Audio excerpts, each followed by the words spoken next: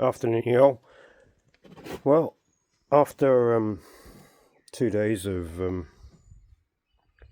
fighting with caliper bolt, caliper finally off. Yeah, that was fun. Big hammer was needed. Hot metal glue stick was needed. Just no comments about my welding, please. But it did the job. So yeah, now on the fun bit. See how bad the discs.